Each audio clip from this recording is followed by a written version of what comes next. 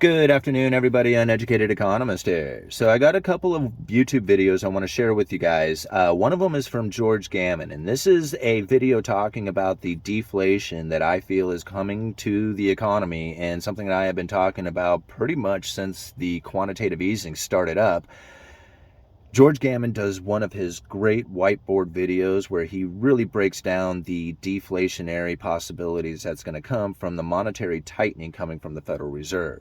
So long story short on this video is money printer go burr, prices go up, but when the money printer goes into vacuum and starts sucking the money back out of the system, the prices are going to come down. And George does a great job of breaking this video down for us, or breaking this scenario down. Excuse me. The other video is from Meet Kevin, the YouTube channel Meet Kevin. And I really like this video because what Meet Kevin, or what Kevin has done, is he's done a really good deep dive into the average inflation.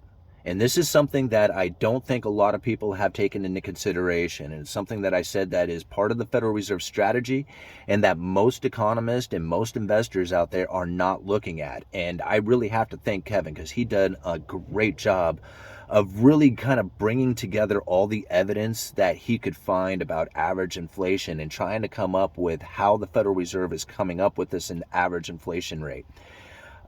He also adds a bunch of his great opinions and then brings in innovation and stuff like that and how that's going to add to the inflation scenario or the deflation scenario. Like I said, Kevin does a great job of this.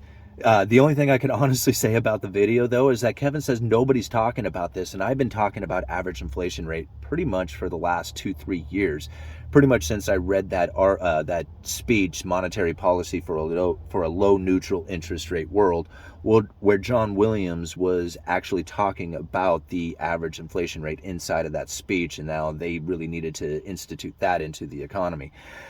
However, Kevin does a great job of bringing the information together and a much better deep dive into it than I have done. So I really have to thank Kevin for putting that information together, and George for doing the deflationary video as well. And I'm going to leave links down in the description for you guys on that. Now, what I really wanted to talk about is an idea that I have thought of last night. Well, I've been trying to kind of come up with this for a while, this theory. And I think I've kind of got it nailed down. I'm going to try and explain it out. And it's a little difficult to try and wrap your head around, but I believe the Federal Reserve has put the housing market inside a condition in which that it can regulate itself. It's like a self-regulating. Like prices won't fall or rise, and the interest rates will not fall or rise beyond what the market is prepared to handle. I don't think I can describe. Let me see if I describe it a little bit better than that. Think about it like this. Don't think about how we got here. Just think about where we are at, right? I think about it like if a boat is sinking, right, and you need to bail it out, you don't point your finger at somebody and say, hey man, this is your fault, right? You just bail the boat out and you save your life. Now, here we are. We're in a situation in which that we have high interest rates, high prices on homes, low inventory. Okay. Now, something that the Federal Reserve has in their possession right now on their balance sheet is a lot of mortgage-backed securities. Now, mortgage-backed securities is where interest rates are established. The mortgage-backed security, for those of you who don't know, it's a bond, so to speak. And if you can imagine somebody taking a box and throwing a bunch of mortgages into a box and then selling that box off to the investor, that's a mortgage-backed security, right? It's this combination of a bunch of different mortgages that creates a security. And the Federal Reserve had been buying a lot of those things and putting it on their balance sheet. Now, when they were buying those things, it dropped interest rates, and a lot of people were rolling over their old debts into new debts and lowering their interest rates to do this. So now they're sitting on low interest rates, and the Federal Reserve had purchased these mortgage-backed securities at these low interest rates, right? Or to bring interest rates down to support households and businesses. This was the excuse that they had used. So here we are in the situation in which that the house prices are high, the interest rates are up, the buyers are not really eager to get in, and the inventory levels are low. So this is the situation that we are going into, in which that I feel that the housing market is going to be self-regulating, because if there is a lack of buyers which we are sort of experiencing at this time, right? I mean, people are buying in. There's never going to be a time when there's never a lack of home sales, completely. But there is a very big diminishing of home sales happening to produce mortgage-backed securities, right? There are a lot of home sales happening, but it's happening with cash customers. But the mortgage-backed securities, the creation of loans and then establishing that bond, that mortgage-backed security, that has diminished quite a bit. And I'm going to leave a link down in the description that shows the mortgage-backed security issuance over the last year, and it's like a third of what it was. All right. So if there's less mortgage-backed securities being issued, then there's less mortgage-backed securities for the investors to buy. There is investors out there who do want to buy into mortgage-backed securities. And I've had people tell me that I'm wrong about this. Whatever, this is my theory. Now, if you imagine the mortgage-backed securities are diminishing, the pool of mortgage-backed securities that are out there for investors to buy, if that diminishes, then the investor demand would increase. And if the investor demand increases, these mortgage-backed securities, when the prices fall, the yields rise. So these prices fall, the investor says, okay, that's my price. I'm buying in.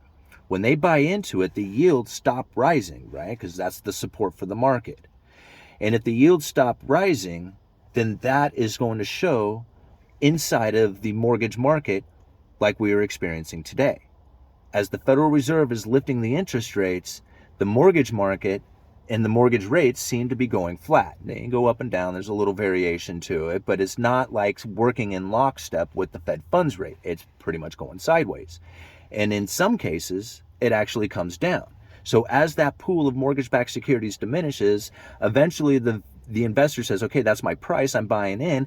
That finds support for the interest rates to stop going up, right? So that's why they're not necessarily working in lockstep with the Fed funds rate. Does that make sense?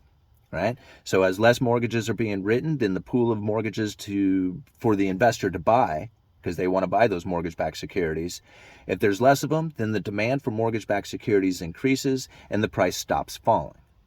So that's really what happens when there's lack of home sales taking place, like we're experiencing now.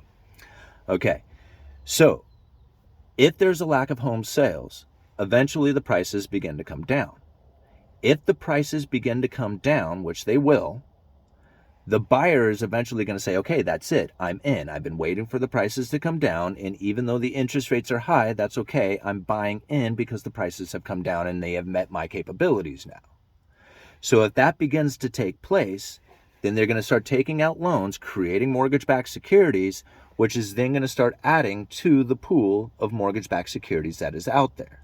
If that pool begins to grow, the investor demand is going to shrink and those prices will stop going up and instead begin to fall again.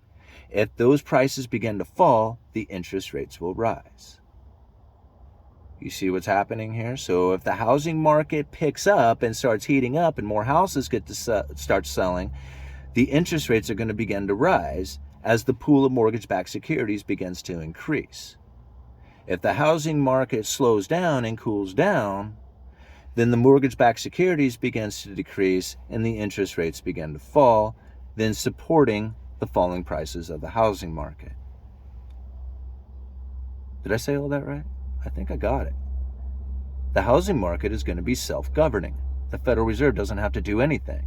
And because they have mortgage-backed securities on their balance sheet, they can intervene by adding or subtracting the amount of mortgage-backed securities that they are unwinding at the time.